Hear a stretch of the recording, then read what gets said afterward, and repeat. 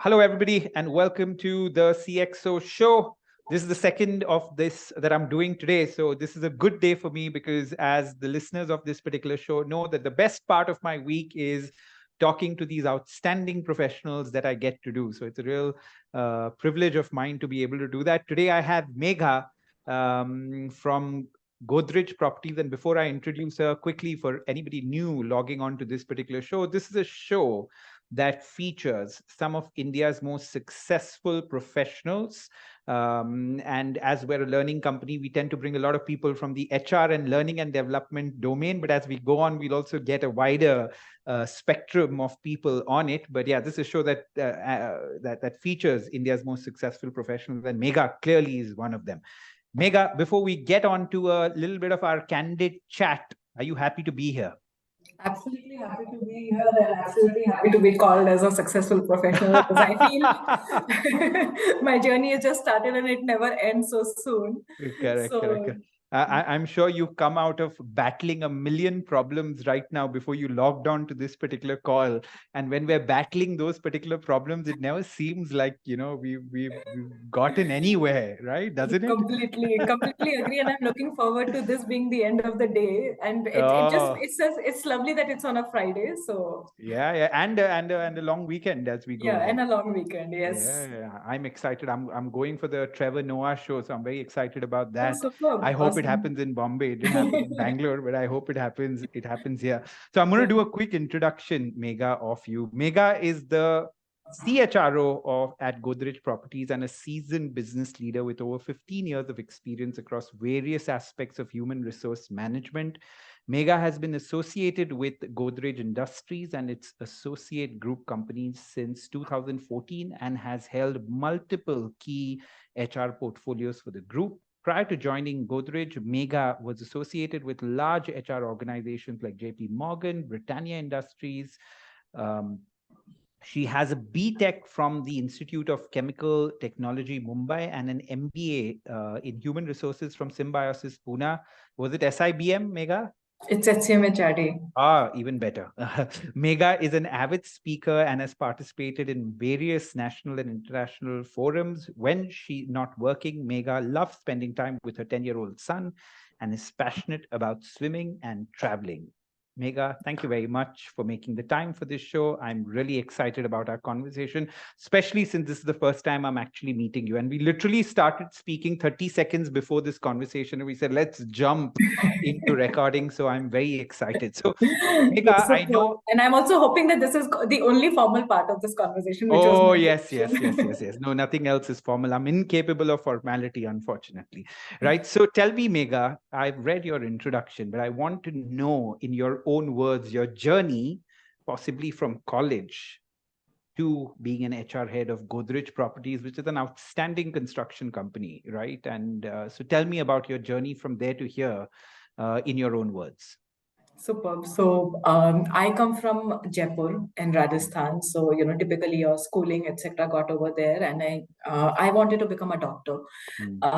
But I got an admission call from ICT. At that point of time, it was called as UDCT, one of the most prestigious colleges. A typical dad from the North Indian part of India would never want to let go a seat.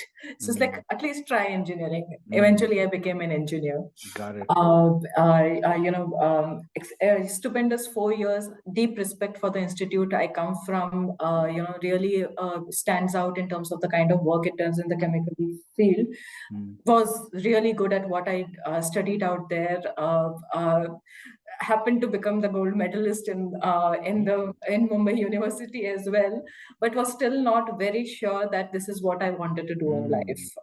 Right. So because I was a good engineer at college, I decided to start working. And I said, let me explore and find this out. I worked with ExxonMobil Coatings at that point of time in Bangalore as a production engineer, where I was responsible for the manufacturing quality and delivery of paints. So that 1 year kind of, while taught me a lot about the industry, but also gave me a reflective point to say that I didn't absolutely enjoy what I did in those 8-9 hours of a working day. And I also realized that, as I was working out there on the shop floor, I was more keen on in terms of understanding how things are going around there, right? How the other employees are spending their day, what engages them, what do they feel bad about, and what is the management doing which is not working, and what is the management doing that is working so beautifully. And I kind of felt that there was more to what I am doing currently that I could actually do. It was just that starting point, and I said that, let me try and to get a management degree out there. And I got admitted to SCMHRD at that point of time, really not decided that I wanted to enter the HR domain. Got my summers with Britannia very early on. Britannia came into the campus, got my summers back then itself. The project was very interesting, and I think that defined what I finally ended up doing. The project was an amalgamation of a shop floor, but had intricacies of how I could solve problems using people capabilities and productivity as a metric, right? So it was about, how do you make a shop floor more productive, and how do you find out what is the right number of workers and people that we need in that particular factory. I think that really gave me a lot of insights in terms of what is the kind of capabilities we need, what works, what doesn't work, how do you balance the organization angle and the people angle. And that's when I got my first spark in terms of saying that let's do this more. Right, and that's how I entered the HR domain. Britannia gave me an opportunity to join them back. I did one of the best days of, you're young, you are joining an organization back, a beautiful management trainee stint, which gave me exposure to sales, marketing, production, various different, value chain, to understand the value chain across the organization. Did a few roles with them before I moved to Mumbai to do a role with JP Morgan. JP Morgan, a global bank, my opportunity was there to learn everything about rewards, compensation. I think that was the bank that had really that stood through the difficult times of recession only because of the governance risk practices they brought in. And I joined them in 2010, which was almost at that period where they were really relooking at a lot of reward related aspects, which defined behaviors of how investment bankers actually went out there and made deals. So, it was a very direct correlation of how an HR practice could actually define the behavior of the organization. So interesting. And how it could be an outcome of something as large as a global recession, right? So I think I was extremely excited, and I've again, really learned a lot during those 4 years. And I was very sure that I wanted to become a rewards professional. And looking at everything from a personal side, I was quite clear that I wanted to make my career here in India.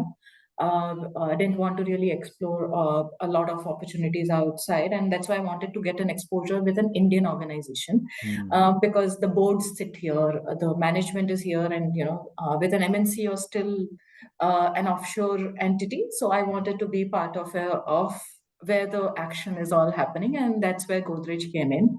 I joined the conglomerate as the lead for performance and rewards, reporting into the group CHRO, and kind of was involved in designing a lot of pieces like what should the variable pay policy look like, what should the performance process look like, etc. And also did a lot of consulting kind of projects with various different companies of the group, where I could look at bring in an external eye to what the problem is and how I can solve for it. And I think by the time of that, I kind of felt that I wanted to do more and explore and experiment again. And I decided I wanted to become an HR business partner. And I would really say that it's the ethos of this group that took a bet on me to say that, okay, you've never really been an HR business partner, but go ahead and be an HR business partner for one of our most complex and largest business units, which had multiple unions and workers involved there. And I was like, okay, can I do it? They're like, go ahead. We are confident you'll be able to do it. I went on to do a role with Godrej Properties, 28 factories, multiple unions and workers all across, all India role. Completely enjoyed that stint, learned a lot. And then I again went on to say that what next for me? And that's where I landed up a role at Godrej Properties. Currently, I'm leading the people function for Godrej Properties, an exciting place to be in. Be part of an organization which is growing, a business which is growing at such a large extent. Really, I love the fact that it really pulls us from our comfort zone and wants us to solve for problems every single day. It's a growing business, so there is nothing which is status quo. You're really thinking every single day. Sometimes I say that it does give a flavor of a startup out there, and I just love the challenge that I experience every single day out here. Got it. I think thank you very much. Yeah, for that. I have multiple offshoots from just your first answer itself. So firstly, what are the advantages of being an engineer and an HR professional? What are some of the disadvantages of being an engineer and an HR professional and head now? So throw some light on that. Very interesting. First, the advantages. Very interesting, because for a very large part of my career, I was called a human resource engineer. So the advantage is that you can really connect business to people, right? And I think that is something that a lot of HR professionals otherwise miss. We kind of get into a lot of other aspects, but we tend to forget that the CEO is talking business. The business means business, and how are you able to get that connect? And I think that for me was a very natural connect, which worked for me right from the first time that I started that did that project. Right? What is the disadvantage?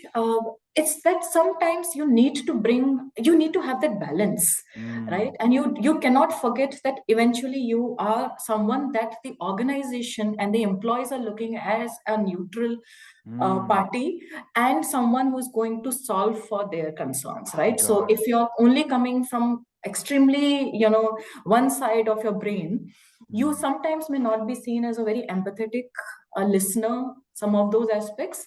And I think the best thing is to cultivate a balance of both of them, right? So that's where I see. So you think it does help. I have I always, and I've said this multiple times on this show, right? I believe that any HR person that often comes from a business background, or even they has some engineering product background, I think it often helps in the HR role itself, right? So I like this combination of doing engineering followed by some work experience, then followed by an MBA in HR, and then possibly getting into the HR field. I like that combination of a person, because I think in brief, you said balancing right brain broadly activity with left brain activity, right? So I think that's interesting, and that business background always helps, right?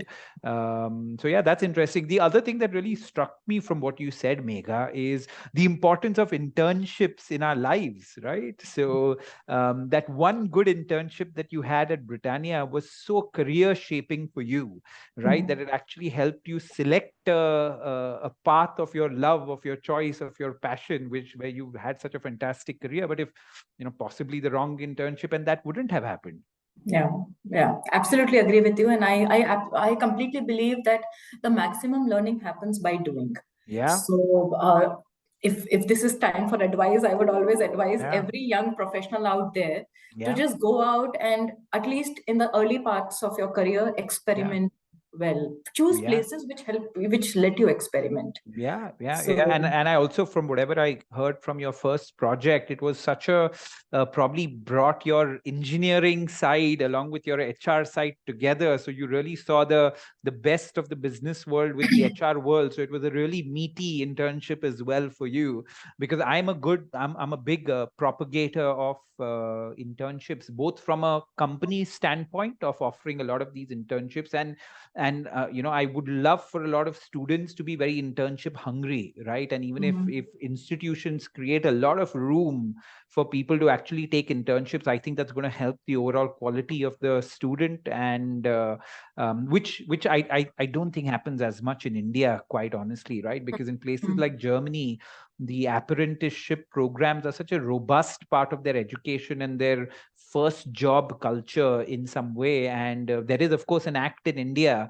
but I think it now needs to go beyond an act into actually practice us as HR professionals. No, absolutely agree. And Yeah. Swapnil, I'm taking some more time on this, but Yeah. I would also want, if anyone is listening, so I would want to kind of, really say out there that a lot of times even we feel that this is a time pass period. Yeah. It's actually not a period to just Yeah. go and, while away your time. This is a period that can really define how you end up as a professional up there, right? Yeah.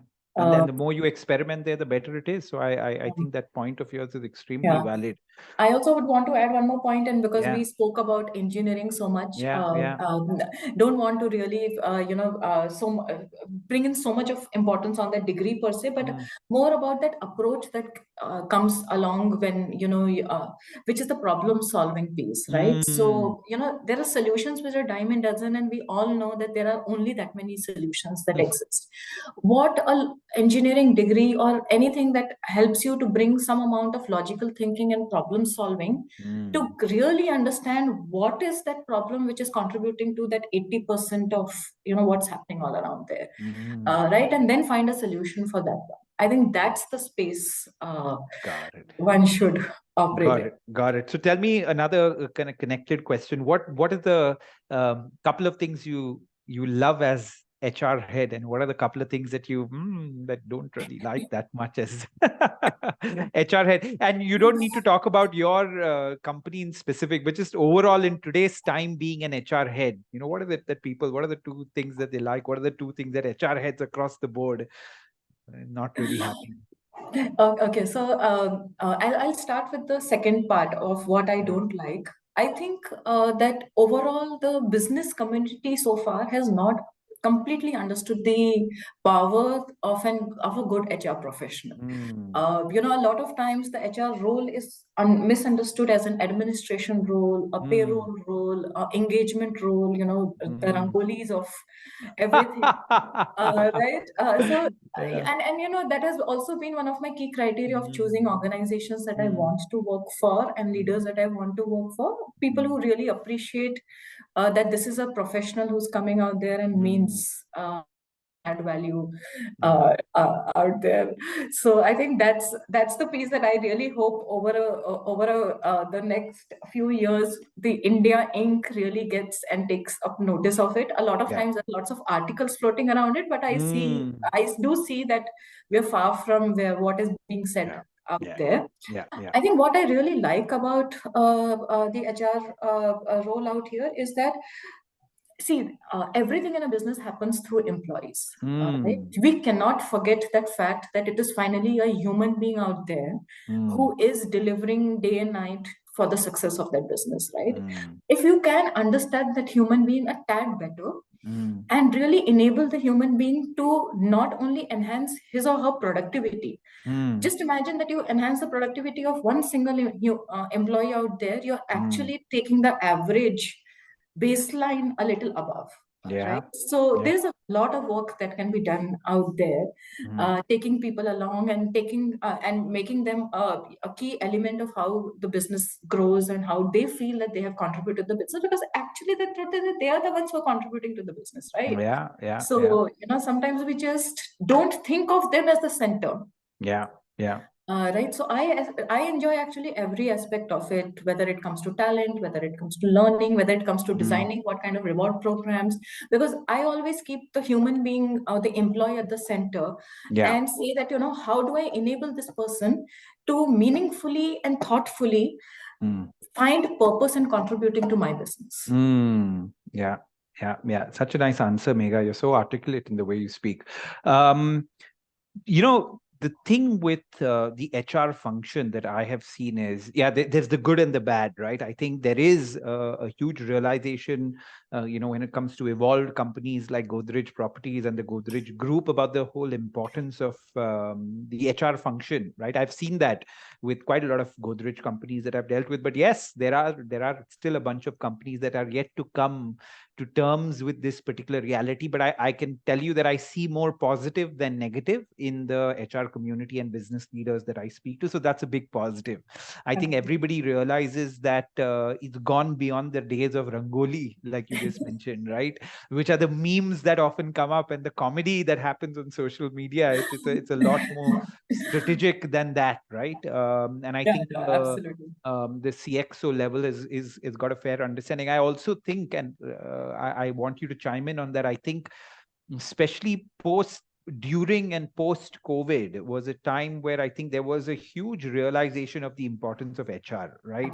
And the role they can play and the impact that they can have, especially when things go sour, and in a big tragic situation like that, right? The very important role that HR had to play. So I think that really accentuated the importance of HR in the minds of India Inc., which I think is a big positive. Yeah, the other thing that you spoke about was so interesting, right? Because one of the things that I keep talking about is the importance of people, right? Because in the end, your employee is a person, your customer is a person, your shareholder is a person, your vendors or your our people, everybody is a person in the end, right? So the ability to have good people skills is so important, and the ability to really keep your people at the heart of everything is so important.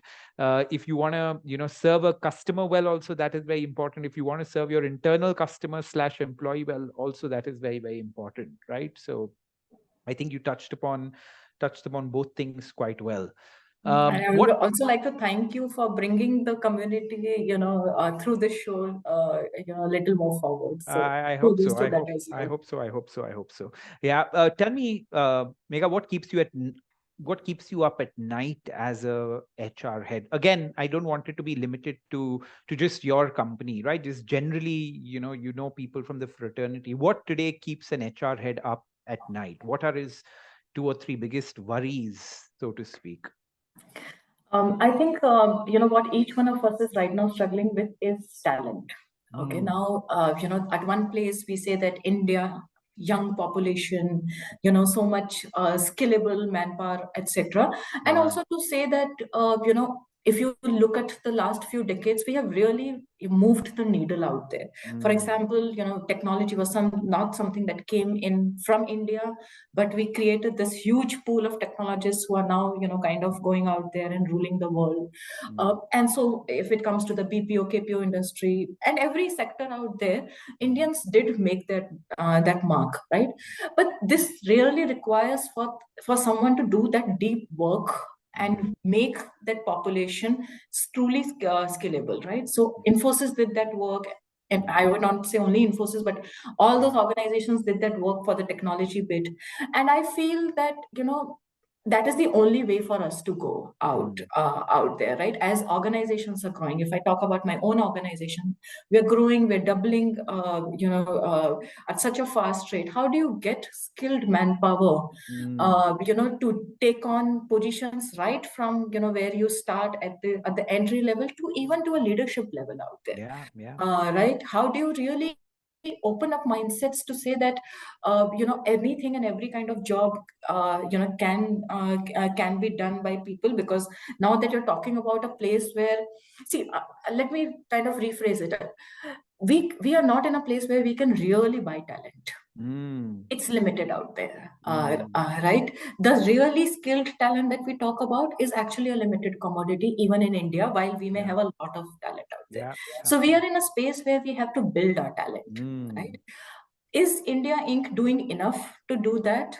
Right, like we did in the .com times, with the Infosys of the world coming together and really putting up those big Campuses. centers, campuses in Mysore, etc. I think we need to do a lot more of it, right? As I'm working for this organization, I do see that to be the real need of the hour, because you only have that much of skilled manpower, and everything really stems out of that. My attrition is a problem out of that. My engagement is a problem out of that, because all of us are really trying to engage with only that population, right? And that population has so much more out there, and the startup world opened so much that in that post-COVID period, that we were all struggling to really hold our talent, right? So one of my key priorities, and something that keeps me awake always, is that how do you absolutely make sense to people out there, to talent out there? How do you build an employee value proposition that attracts people to your organization? How do you skill them and make them ready for the next role, so that you are quite independent in terms of running your future talent requirements? How do you attract more and more talent externally, right, into the funnel, so that you're always talent ready? We wouldn't want to be in a place where we are, the business is all ready with, okay, I'm ready to launch, but I don't have a team out there. So I think but that is good. That's interesting, because that's such a common thing that I'm hearing from all the HR heads and the community that I speak to. Follow-up question, which is quite a logical follow-up question: how do you attract great people to your organization, right? And again, wear the lens of just an agnostic HR head, right? And not probably specific to your company. If you want to make it specific, I'm happy with that as well. But what's the trick today as an HR head to attract the right kind of talent? And my next question is going to be, what's the trick of retaining the right kind of talent within your company? So you're really doing like a HR MBA, a mini MBA with people here. So actually, my one-line answer, and I will build on it for both of those questions, is to understand what your employees really want, right? What your talent workforce really wants, right? So when an employee, when a candidate is looking at an organization, that candidate is actually asking himself or herself this question: that would X number of years with this organization add something to my resume out there? Right? So that is the first question that the person is asking, right? Are you able to give that person a experience that adds value to that person's resume? Is the first thing that I want to enable and build roles and jobs that are meaty enough that people look out and say that, okay, if a person comes to work with this organization, I do add value, right? The second thing is, obviously, when I'm getting the person to come to the organization and put in discretionary effort, does the employee feel that the employee is getting an output of that discretionary effort? Where are my rewards aligned to to serve for that discretionary effort? Our engagement processes, our managers, the whole ecosystem that is enabling the employee to work, really enabling the employee to do that discretionary effort to make that role worthwhile. Right? So those are the two things that I always kind of work towards, to say that, do I make sense? It's a customer that I'm dealing with out there, right? The need of the hour, and we kind of read a lot of these books, the Netflix, No Rules, and a lot of these books, right? But we all forget that all of us have to operate like a market leader itself. Right? And the market leader is not someone who is saying that, okay, I'm balancing this versus this. A market leader is someone who's saying that if a customer comes to me, the customer gets the best of it, right? And that is how an HR, a people function also has to think of their organization if they want to be a market leader in terms of attracting talent. Right? And actually a similar answer for retaining talent as well. Right? Do you continue to be that market leader, continue to add that weight to their profile and experience as the employee is working with you, and continue to be that enabler to enable that person to bring in discretionary efforts every single day, right, is what retains people as well. Now, for retention, it could be the next role, it could be the next promotion, and the levers will change a bit. But to give you a very answer which could probably spread across not only people functions, but even I think from a product or any other industry, is look at them as a customer and try to make yourself, you think, as a market leader. What a beautiful answer you've given, Megha, to that. I think that because see, actually, these two questions cover the entire gamut of what HR does, right? So it's impossible to give a petite, small, little crisp answer to this, right? It literally covers everything. When you do everything right, you get the right kind of talent in, and you manage to engage the right kind of talent internally, right? But yet, I think you've thrown light on a few things that I'd like to quickly do a summary of and correct me where I'm going wrong. I think the one thing that I really liked from what you said is developing, as an organization, developing the mindset of a leader, right, of a market leader, and in a way, why can't we be best of the best world practices, right? Why can't we have that, right? Is that a good way to kind of summarize what you said, right? So really think like a market leader, think like, really from a global best practices standpoint. I think that would be number one. Number two, I know a lot of people play lip service to this thing, but truly thinking of your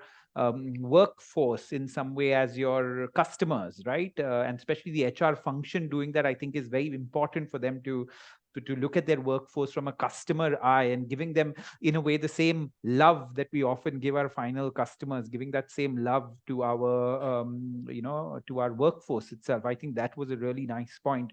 I think I also liked your point of saying that, really understand what they want, right? And a lot of, I guess, what you're seeing in today's day and age is people want to ensure that they're doing a job which they think is meaningful, that they think is adding value to both somebody else and to their own resume, CV, and careers, right? So they want that win-win of adding value both to themselves and somebody else. And I think that kind of goes into your point of saying that can we design roles in a way which are meaty for people, which are challenging for people, and in turn, can we have succession plans, right? And I don't mean the topmost management succession plans, but every role succession, can we have them in a way that provides them with meaty opportunities, learning opportunities year on year?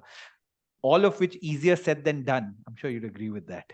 Yeah, absolutely. That's why we exist. Yeah. I love this. There's a very nice quote that says, the problems in your job is the reason why your job exists. Absolutely. Right? So if there are no problem, the day those problems disappear, so will your job. And yeah, so these are constant problems. And quite honestly, when I was doing that summary for you, when I was thinking about my own unit and this particular unit, I'm like, gosh, there is so much of work we need to do.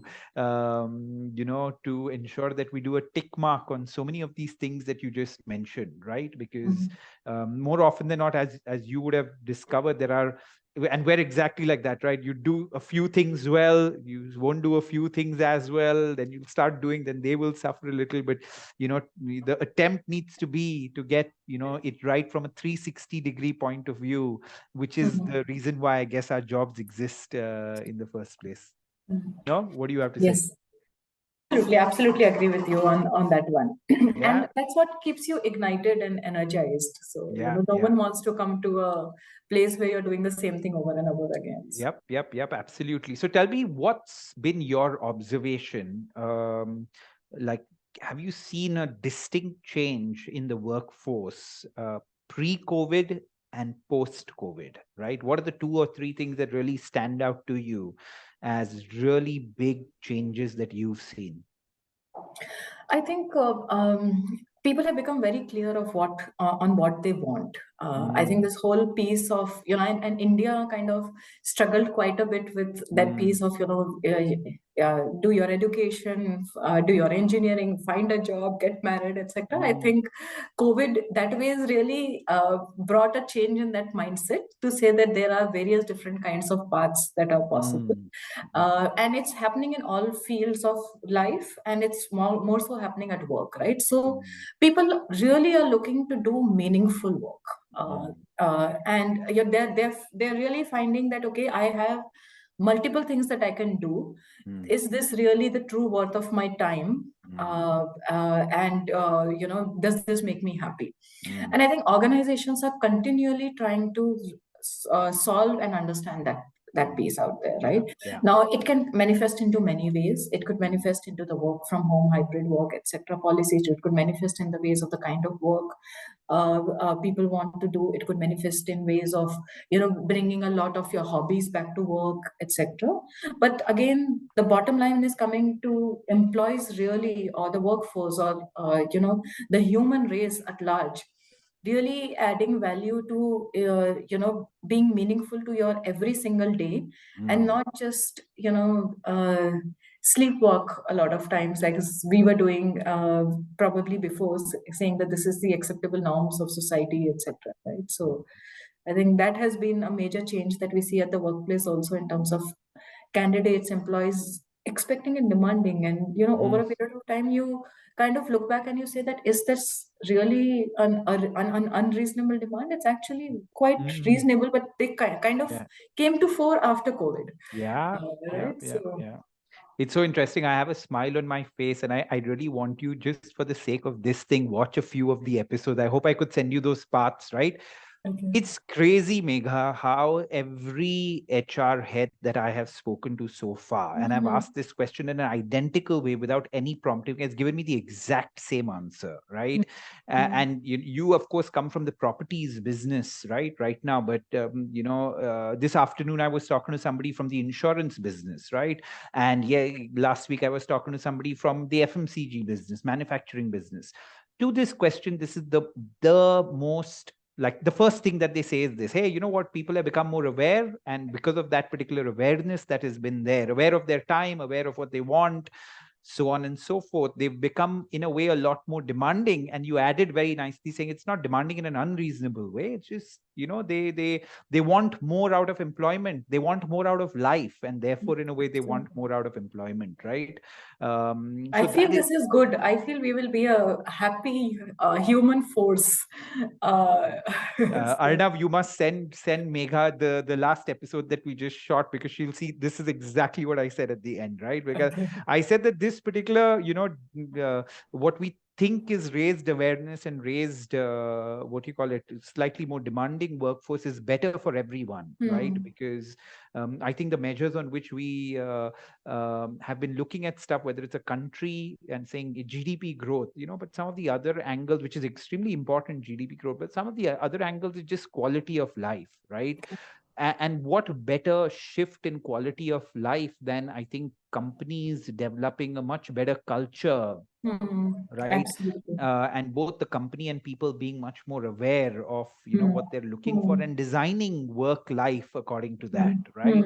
So I think And that's as an HR professional also, I think it really it was a change for us as well, because we were very used to doing things in the same in a particular manner. I think this also took us back to reflect and to say that, okay, we need to start thinking differently. So I think it has been good for everyone. Yeah, but tell me one thing. So give me a few specifics at both, talent coming into the system and your existing talent. This word that you spoke about, which is, people are a lot more aware in a way, people know what they want. Give me a practical example of that, if you may. So, it comes from a lot of spaces. So, a very obvious question that we get from candidates nowadays is that, what is the kind of work flexibility that you get? And I wouldn't want to talk about it from the number of hours, but the candidate is really trying to judge whether the organization is outcome focused or visibility focused, right? And if you are trying to attract smart candidates, you would want to get candidates who are able to deliver at a shorter duration, right? So you want candidates to also be outcome focused. So why shouldn't an organization be more flexible with its work timings? Correct. Right. Talking about, say, for example, diversity at large. At this point of time, we do a lot of work to, make sense to diverse groups of people, including community. Right. They come from various walks of life. They have got various different experiences. They are looking for an organization out there who understands them and gives them an inclusive place where they can come out. And their problems, I wouldn't say problems, but their expectations are extremely wide. And this is not essentially an outcome of COVID, but it's an outcome of the kind of diverse workforce that you're dealing with, who's now expecting to be with an employer that makes sense to them, right? Mm. So if a trans employee comes to me and says that, my legal name is still so and so, but I'm going through a transition and I would like to take my taken name, and I would want my new organization to recognize me from that place. It actually, when we heard that request, it actually took us some time to go back and configure all our systems to say that, where is it that you need a legal name, and where is it that you can actually do with a taken name. And simple things which is everyday communication, why can't I give you an email ID which is your taken name? Right? So so that's the other aspect that came out. When you're looking with diverse groups of people, when you're working with diverse groups of people, simple things, actually not so simple, but someone wants to dress up in a very different way, wants to even wear kajal, looks male but wants to wear kajal. Now, what is the harm in that kind of an expression? We did get queries from our employees on site to say that, oh, the customers will feel very different about it, etc. But, and at one point of time, you're also taken back to say that, okay, is it so? But then if you kind of approach it with a bit of courage and you say that, I should not compromise on that person's experience, let's see what comes our way. We have been able to deal with those things, right? So got it. It's every single thing. I think the key out here is to lead with empathy, not to look at things under the under the four guardrails that you have created out there, but to look at empathy, and that kind of gives you that that cue that other worlds are possible. And I think that is also the place from where innovation comes out. Got it. Very interesting. Tell me, what's your take on work from home, right? As an HR head, and don't give me a politically correct answer, and you can temporarily step out of your of the views probably that your organization holds on this thing, and more as a part of the HR community, right? If you had to just talk about work from home, work from office, and I'll share my views as well on it. But where do you stand on that? Okay, so I think firstly, before we get into this, we have to at least first understand that how does business work? Okay. Now, businesses are different types. There are some businesses which can enable work from home. And then when I'm saying to a larger percentage. And there are some businesses which we can't. Now, I am sitting in the construction business. Can you really construct without people really going on site there? It's not possible. Our employees were on site even during the peak of COVID, right? Correct, it was identified as an essential service.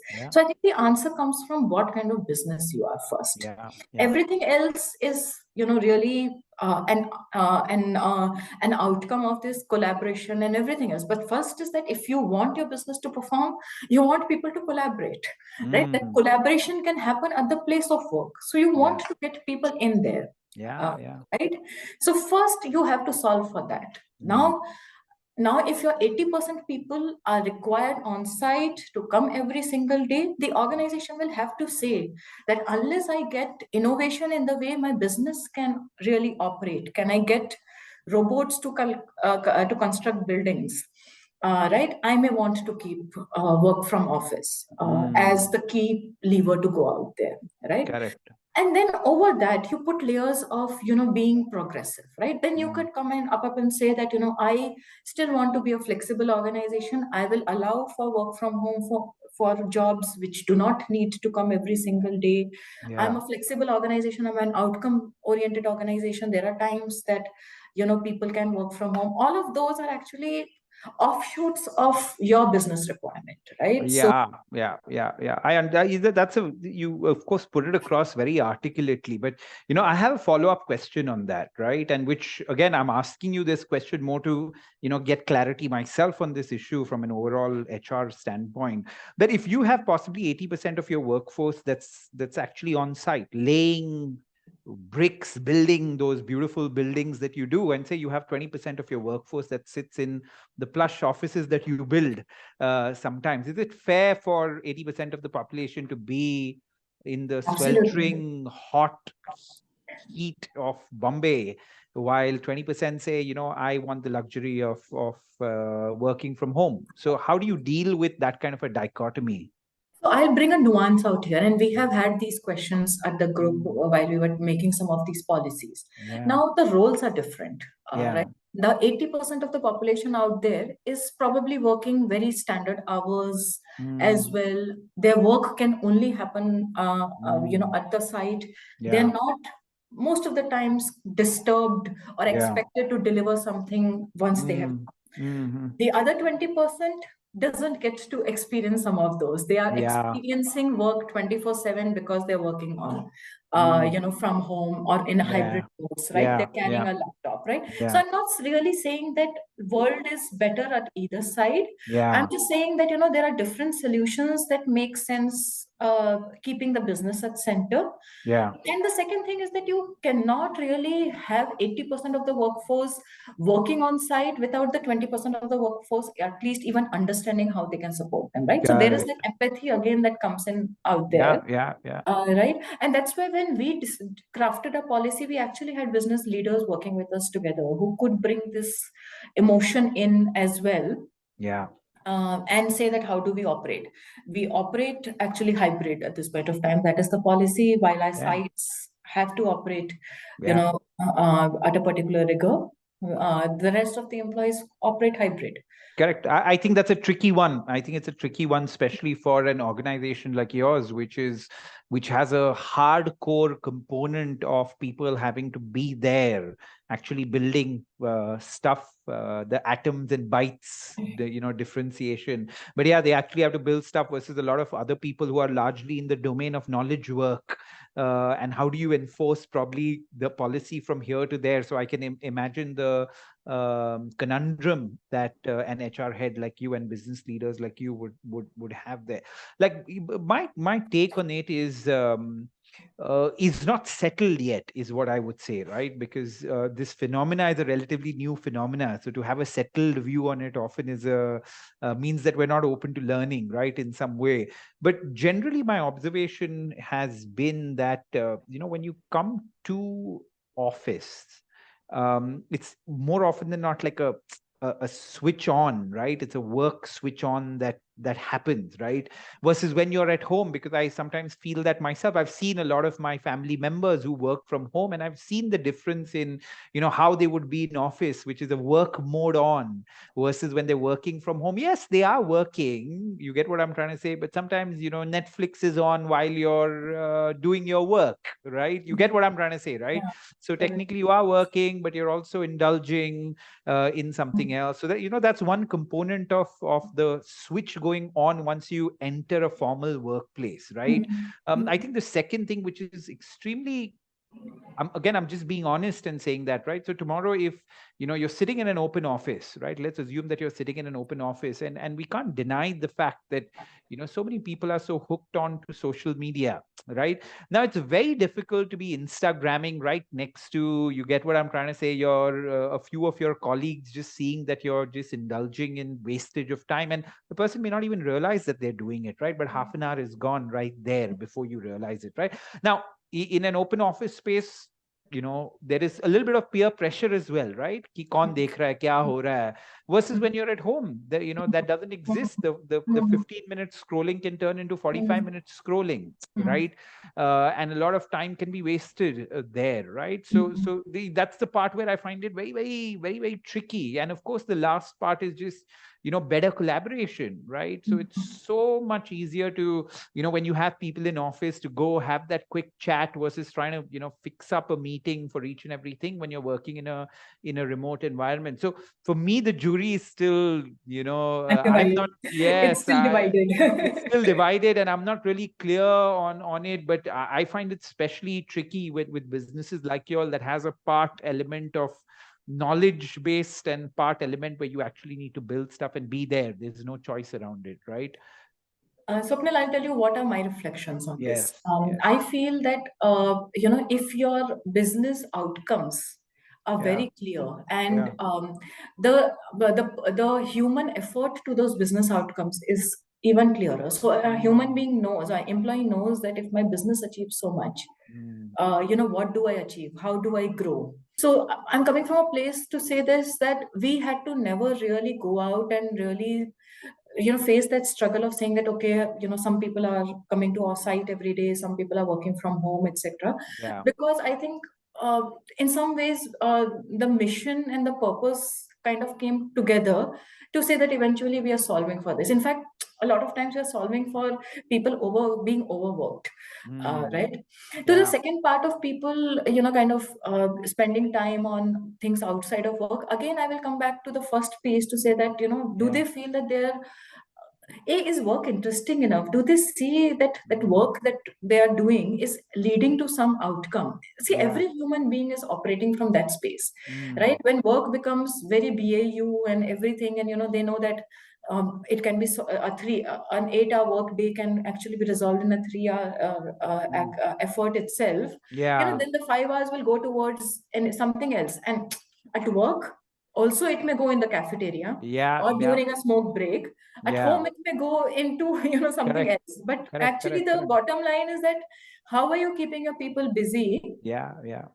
And and again it goes to design of jobs, and what is happening over a period of time that I see is that as technology is coming in, as people are getting smarter, a lot of times we are not re-looking at the design of jobs. Right, we are still kind of following archaic ways of looking at it, and that's where we are manning our resources accordingly, etc. So I think those are some reflections that I have had for our journey. Correct. Yeah, for me, the jury is still out on that one, because while all the things that you said are absolutely valid reflections of what it is, right? And there are huge advantages, of course, of working from home as well, right? Absolute huge advantages, and the biggest one, if you ask me, in a place like Bombay, is travel time, right? Your travel time saved, can help people, devote that same time to fitness, and you get what I'm trying to say, more hobby-based activities that connect to the overall well-being of the person as well. However, right, there is a huge other side, like I said, of just collaboration. Just when you're sitting face to face having discussions, it's and that's where I think hybrid works. And see, there's also this aspect of deep work. A lot of times, at an office place, you are not able to concentrate. Right? So there are various things, and that's why overall hybrid works. But yes, then the context differs as well. Correct. But truth, again, I know we're belaboring on this subject, but it's just such an interesting one, and I really wanted your take. Often I feel hybrid doesn't work in that way, right? So I'll tell you why. And again, I don't have a conclusive opinion on it, because I've seen that if let's assume that it's a 4-day work from office and a 1-day kind of work from home scenario, I have seen, and this is not just external experience, right? And I can't believe that all my family members that I've seen doing this are the exception to that, right? I've seen that 1 day, let's assume, which is a Friday, is really taken easy. You get what I'm trying to say, right? Is really taken easy. And maybe I just have a bad family. Maybe that's